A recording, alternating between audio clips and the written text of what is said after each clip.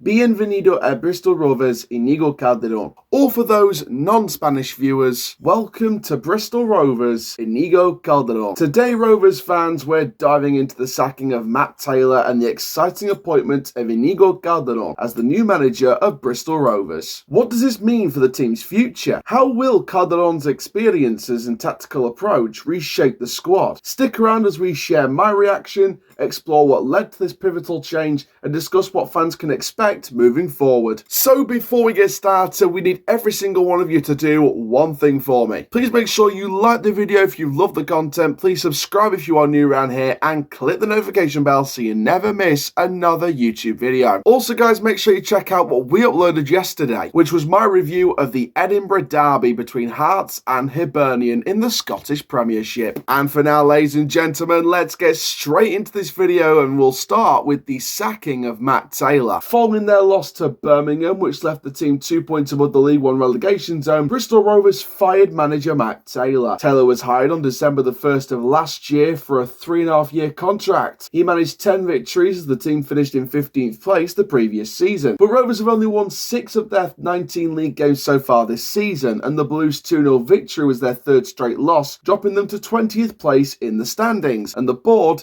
didn't really have a choice. So then the end of Matt Taylor came and went. Now, from the timing and from where that was timed to in terms of the decision, I did agree with it on a results basis. Bristol Rovers weren't getting better. The results were getting worse. And actually, funnily enough, one of the transfer videos that we planned for the channel over January was actually one of the teams that we were going to cover was Bristol Rovers. But now we need to completely rethink that video as we have a brand new manager at the helm. Now, Matt Taylor, for me, I mean, first of all, like any other manager or head coach, all the best to him for the future. Hope he bounces back as soon as possible. You know, all of that malarkey, because it's never nice seeing any head coach or manager or any staff member lose their job at the end of the day. So, obviously, all the best to you, both professionally and personally. From a results basis, it was the right decision. I think that, like I said, Bristol Rovers weren't getting any better. It looked like they were going to get worse. And for me personally, I think it was probably the right time. I think that he'd had long enough. He brought in players to play his system. It didn't really work. And results just kept getting worse. And, you know, there wasn't a consistent string together or a consistent enough string of results together. So, for me personally, I think it was the right decision at the time. I think Bristol Rovers made the right call. They wanted to act sooner rather than later. They did not want to hold on this decision. They didn't want to stall on this decision. And they wanted to make sure they also didn't stall on making the right appointment going forward.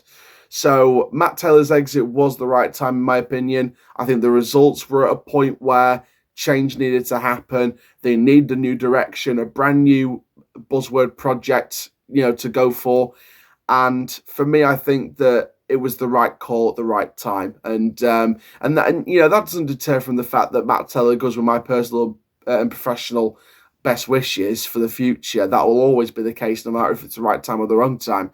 But I think Bristol Rovers made the right call overall. But excitement is now brewing over the brand new manager. So let's have a look at the fact file on this brand new head coach, Iñigo Calderón. Prior to beginning his professional playing career with Alicante in Segunda División B, Iñigo Calderón played for Deportivo Alavés as a young player, representing both the B and C teams. The right-back signed a contract with Brighton Hove Albion in League One at the time in January 2010 after a successful trial. After making an impression on the South Coast, he signed a 3-year contract in June 2010 after starting 19 straight games. After a 5-year break, Gus Poyet's team was promoted to the Championship as League One champions, and Calderon scored 7 goals in 44 league games the following season. And because of those efforts, he was named in the PFA Team of the Year for the 2010-2011 season. The Spaniard played in the Championship with Brighton for the following 5 years, making 135 appearances and scoring 10 goals. And at the end of the 2014-15 season, he was named the Seagulls Player of the Season. Calderon, who became a club legend after making 232 appearances for the Seagulls across all competitions, joined Cypriot First Division team Anorthosis Famagusta in 2016 and played 28 games before spending 2 seasons with Chennai of the Indian Super League, where he won the Indian Super League title in the 2017-18 campaign. In the last years of his playing career, he worked on his coaching badges and at the age of 36, earned a UEFA Pro license, the highest coaching certificate in Europe. In 2019, he joined his childhood team Alaves and was promoted to assistant head coach of their B squad. Calderon returned to Brighton Hove Albion back in 2023 to take charge of the under-18s team, after serving in a variety of coaching capacities during his 4-year tenure at Alaves. He transformed the young Seagulls into one of the nation's most remarkable and successful junior teams. Calderon and Bristol Rovers have signed a 2.5-year contract. Calderon and Rovers signed a 2.5-year contract, and before starting work with the team at the quarters training facility on Friday, the Spaniard was at St James's Park to watch Bristol Rovers take on Exeter City in League One action. And for those who needed the result, it was Exeter City 3, Bristol Rovers 1. So it's clear that Iñigo Calderón has work to do. Now, the director of football, George Friend, has said the following on today's news. I'm delighted to welcome Inigo to the club and have him on board as our new head coach. Inigo is someone I've followed for a long time, both as a player and as a coach, and he already has a thorough understanding of English football and the culture of the game here. Inigo is an excellent coach, and what has become obviously clear from our conversations is that he is full of the character, ambition and enthusiasm to not only be the best head coach he can, but to help drive Bristol Rovers to success too. We are all excited for what Inigo will bring to our squad, our staff and our supporters. So before we go a bit deeper into the tactical side of Iñigo Calderón, we're going to talk about my thoughts on the appointment of this new head coach. Now, obviously, with someone who's about to step into his first senior coaching job, managerial job, it's obviously a massive, massive risk. We know that, I know that, everyone knows that. And this appointment was always going to be seen as a form of risk. However, and this is a big however, I do think he has the potential to really make this work. And we'll go a bit more into the tactical side later on in the video. But Iñigo Calderón is a promising young head coach. He's got a lot of potential. I think when you watch the highlights of Brighton's under-18s and you see the football, and you go and watch the academy, when you see them play, I think he plays a nice progressive style of football. I think he's the kind of manager that will get Rovers fans off their seats in excitement. I think he'll bring in the right personnel to play that style of football as well and move on the players that don't play that style. And for me, I think that Iñigo Calderón is a potentially very exciting coach. And I think he has a lot of attention to detail as well. So I think that Bristol Rovers has brought in a very high potential coach on his first senior job. I think the jury will be out later rather than sooner, whether this opportunity came too soon for Iñigo Calderón. You know, will he prove to be a success at this? Only time will tell. I think it's going to go one of two ways with Iñigo Calderón. I think it will either be a massive success or it will be a massive failure, and he might need to step back into academy football just to refine and hone his craft a bit more.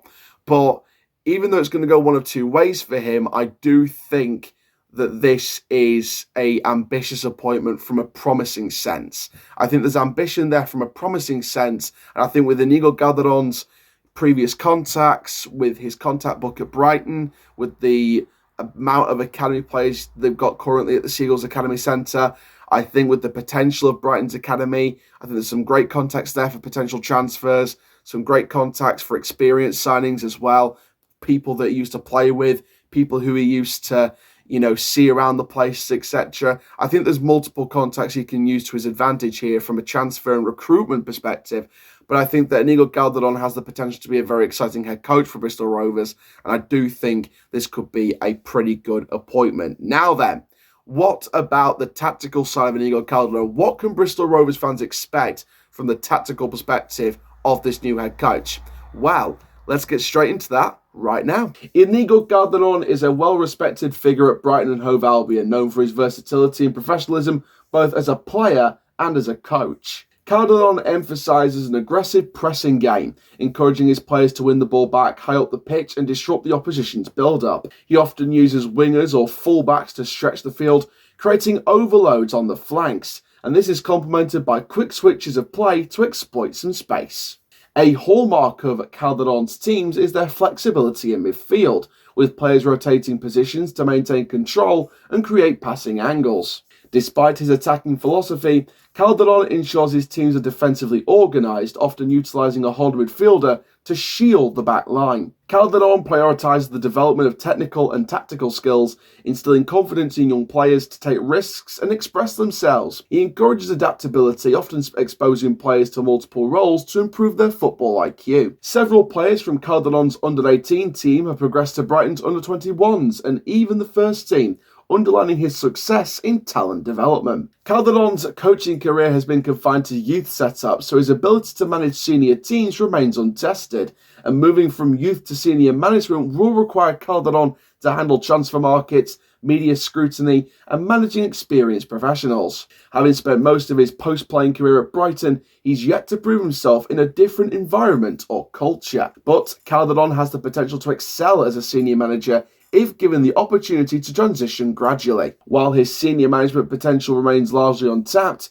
he represents a strong candidate for clubs aiming to implement a long-term vision centred around youth integration and attractive football. So then, it is pretty clear that Inigo Calderón has the potential to go quite far in football as a coach and not just as a player.